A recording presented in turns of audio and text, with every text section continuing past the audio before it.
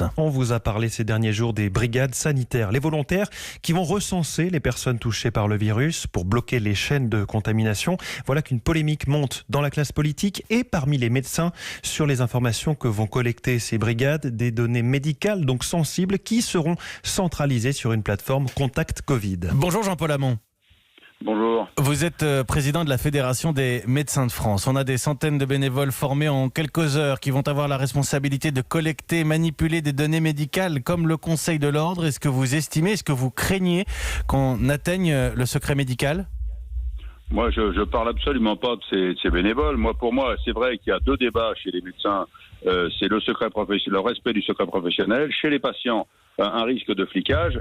Pour moi, ce qui a été décidé avec la sécurité sociale, le médecin traitant qui voit en consultation un patient qui est positif Covid, explique au patient les symptômes qui doivent l'alerter sur une complication et lui demande l'autorisation de l'inscrire sur le site de la sécurité sociale pour que le personnel du service médical, j'insiste bien, le personnel du service médical qui est soumis au secret professionnel interroge le patient sur ses cas contacts. Il ne s'agit pas de brigade de bénévoles, machin, etc. C'est le service médical de l'assurance maladie qui interroge le patient sur ses éventuels cas contacts pour contacter ces patients et leur dire de prendre contact avec leur médecin traitant pour qu'ils soient testés.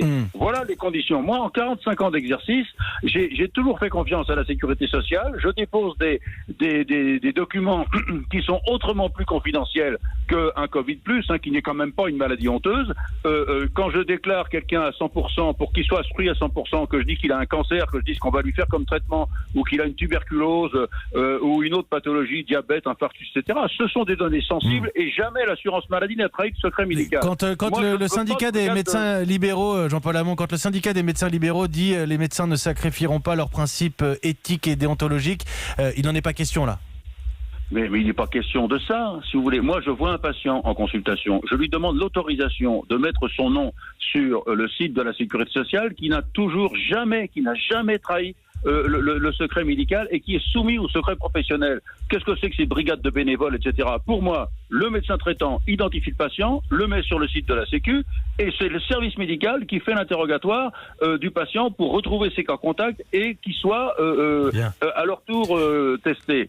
C'est simple. Merci Jean-Paul.